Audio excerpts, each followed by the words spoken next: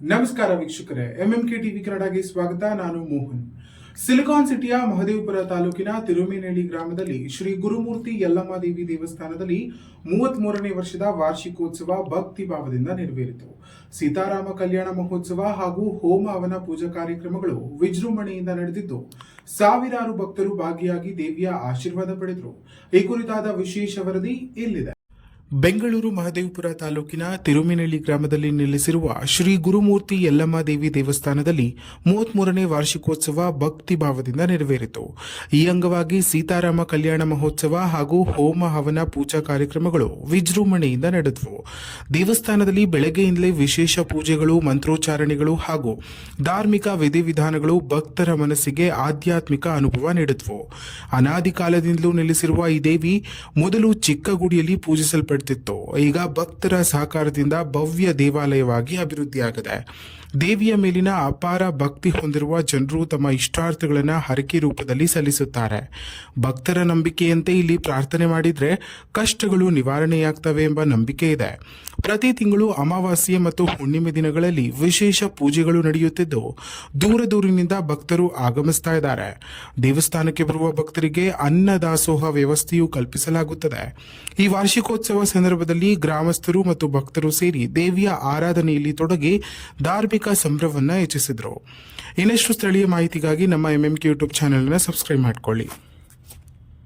ನಿತ್ಯನೂ ಇಲ್ಲಿ ಅನ್ನದಾಸೋಹ ನಡೆಸೋಂಥ ಶಕ್ತಿ ಐತೆ. ಆದರೆ ಮಂಗಳವಾರ, ಶುಕ್ರವಾರ, ಹುಣ್ಣಿಮೆ ದಿವಸ ವಿಶೇಷವಾಗಿ ಪೂಜೆ ನಡೀತೈತೆ. ಅವತ್ತು ಒಂದು 250-300 ಜನ ಊಟ ಮಾಡ್ತಾರೆ. ಹೋಮ ಹವನ ಎಲ್ಲ ನಿನ್ನೆ ದೇವಸ್ಥಾನದಲ್ಲಿ ನಡೆತು. ಒಂದು ಸೀತಾರಾಮ ಕಲ್ಯಾಣೋತ್ಸವ ಅಂತ ಅದ್ದೂರಿ ಕಾರ್ಯಕ್ರಮನೂ ನಡೆತು. ಸುಮಾರು ಒಂದು 2000 ಜನ ಊಟ ಅನ್ನದಾಸೋಹ ನಡೆತು.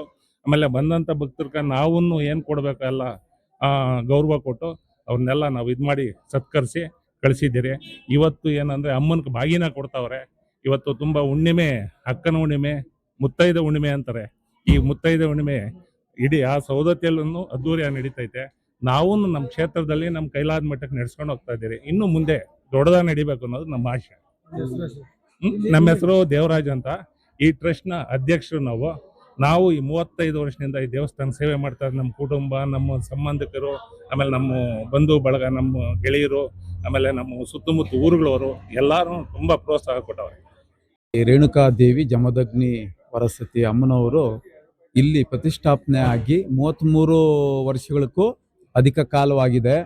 ಬಹಳ ಪುಟ್ಟ ಗುಡಿ ಇತ್ತು ಇಲ್ಲಿ.